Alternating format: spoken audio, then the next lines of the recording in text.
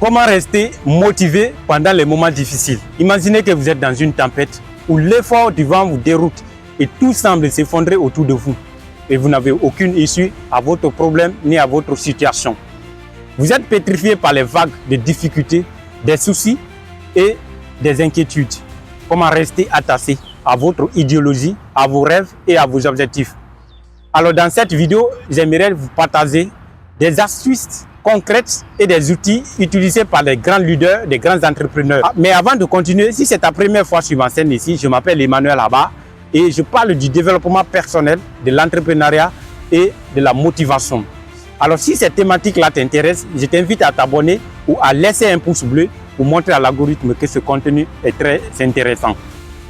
Le premier élément à utiliser ici, lorsque tout semble passer de travers et que rien ne marche, tout devient compliqué, c'est de se reconnecter à votre pourquoi. Se reconnecter à son pourquoi, c'est de poser une panoplie de questions. Pourquoi j'ai commencé cette chose? Pourquoi je me suis lancé? Quelle est ma mission? Quelle est ma vision? Dans 5 ans, dans 10 ans? La réponse à toutes ces questions vous donnera le courage, l'envie de rester toujours motivé. C'est l'un des outils utilisés ici par plusieurs entrepreneurs et grands leaders lorsqu'ils se sentent déconcentrés et démotivés de leurs objectifs. Se reconnecter à son pourquoi, c'est de visualiser sa réussite dans 5 ans, soit dans 10 ans. C'est un outil performant, un outil très utile, un outil puissant que plusieurs personnes utilisent ici afin de rester concentrés à leur objectif. Se reconnaître à son pourquoi, c'est de se poser une multitude de questions. Plus votre pourquoi est grand, plus vous resterez toujours concentré sur vos objectifs. C'est pourquoi il est très important, avant de faire quelque chose, d'avoir un pourquoi fort. Vous devez avoir un pourquoi fort. Plus votre pourquoi est grand, plus vous resterez concentré à vos objectifs. Avant de se lancer dans quelque chose, posez-vous la question. Pourquoi je veux commencer cette chose? Pourquoi je veux faire cette chose? C'est très important. Le pourquoi, c'est l'une des choses les plus importantes. L'un des outils les plus utilisés ici par des grands entrepreneurs, des grands leaders. Pourquoi ils font cette chose? La réponse à toutes ces questions vous donnera toujours la motivation, l'envie, le courage, afin de rester motivé et atteindre vos objectifs. C'était ça le premier outil à utiliser. L'un des outils les plus performants, les plus pertinents. Le deuxième élément à utiliser ici, c'est l'un des outils les plus performants, les plus pertinents, les plus puissants. C'est de changer votre perspective sur l'échec. En fait, l'échec n'est pas une fatalité. L'échec fait partie de la réussite. Comme disait un entrepreneur japonais, que quand on parle de la réussite, c'est 99% de l'échec et 1% de la réussite. Je vais vous raconter aussi une anecdote. Dans le magazine de Harvard, lorsque les entrepreneurs, les grands entrepreneurs, lorsqu'ils ont 4 à 5 projets et lorsqu'ils débutent la réalisation de ces projets, il n'y a qu'un seul projet qui réussit dans leurs mains. Mais ils ne se découragent pas, ils n'abandonnent pas, ils ne se laissent pas définir par l'échec. Ils continuent toujours. Comme disait Warren Buffett, l'un des grands entrepreneurs accomplis, des grands entrepreneurs accomplis, disait ceci, que l'échec, c'est aussi une manière de recommencer plus intelligent. L'échec, c'est une leçon déguisée. L'échec, c'est une réussite déguisée. L'échec fait partie de la réussite. Quand on parle de la réussite, l'échec prend une place importante. Vous devez apprendre de vos échecs que de vous décourager. On comprend beaucoup de choses sur l'échec que du succès, que de la réussite. Il est très important de changer votre perspective sur l'échec. L'échec ne doit pas vous définir. Changez votre perspective sur l'échec et vous resterez toujours motivé. Et le fait de ne pas atteindre aussi de se décourager, c'est lorsque vous vous fixez des objectifs lointains, des objectifs très grands. Oui, c'est des objectifs très grands. Mais lorsqu'on se pose la question, lorsqu'on se fixe des micro-objectifs, des objectifs à atteindre dans un bref de temps, dans un délai très court, nous motive, nous donne encore le courage de rester toujours motivé, de rester toujours concentré pour la réalisation de nos objectifs. Vous êtes démotivé, découragé lorsque vous ne voyez pas vos résultats. Vous démotive et vous décourage afin d'abandonner. C'est l'une des choses que vous devez comprendre. Vous devez vous fixer des objectifs dans un bref de temps, dans un laps de temps, et non des objectifs lointains. Fixez-vous des micro-objectifs, des objectifs atteignables. Si ton objectif c'est de gagner 10 000 euros, de gagner 10 000 euros, il faut te fixer, il faut te poser la question, comment je dois faire pour gagner d'abord 1000 euros. Et le fait, si tu parviens à gagner 1000 euros, ça va te pousser à se poser encore la question et à réfléchir sur comment gagner 10 000 euros. Alors, changez vos perspectives sur l'échec. Ne vous fixez pas les objectifs lointains. C'était ça le deuxième outil. Voici le troisième élément à utiliser. L'un des outils les plus puissants, l'un des outils les plus performants aussi. Et surtout, vous ne devez pas atteindre aucun objectif sans utiliser cet outil que je vais vous dire maintenant. C'est un outil très performant, un outil très puissant. Au lieu d'utiliser la motivation, faites la discipline à sa place. La motivation vous donne le courage, l'envie de passer à l'action. La motivation, c'est vrai, elle est très importante, mais si vous n'êtes pas discipliné, vous ne pouvez pas continuer. C'est pourquoi la discipline, elle est très importante. Le fait de persévérer, le fait d'être constante,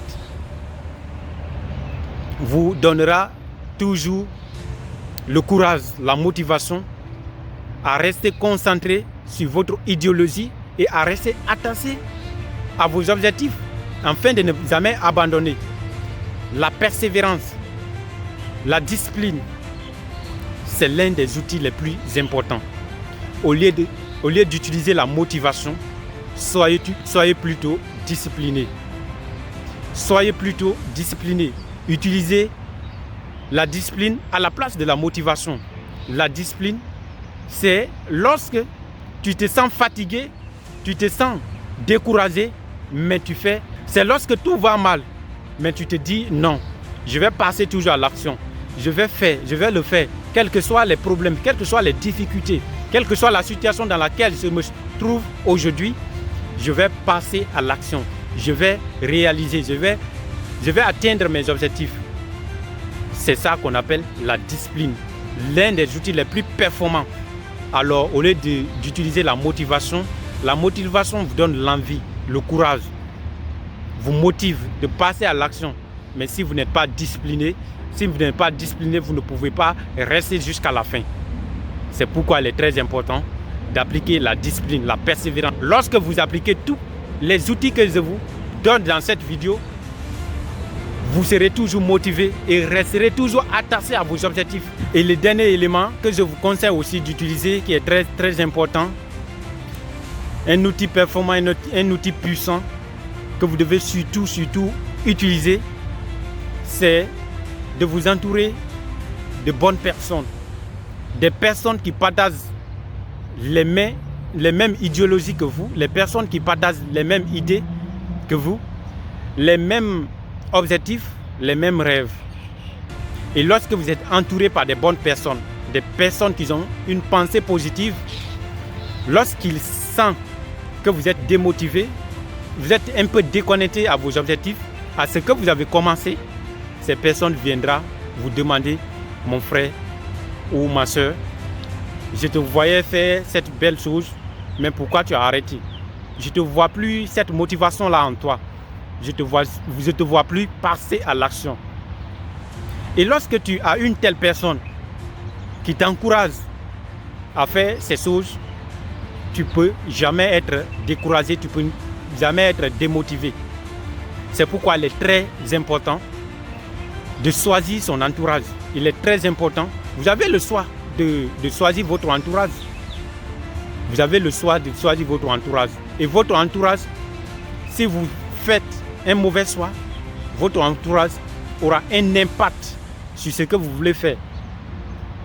C'est très important de faire un bon choix, de choisir des personnes positives, des personnes qui partagent les mêmes rêves que vous, des personnes qui ont les mêmes idéologies, qui ont les mêmes rêves.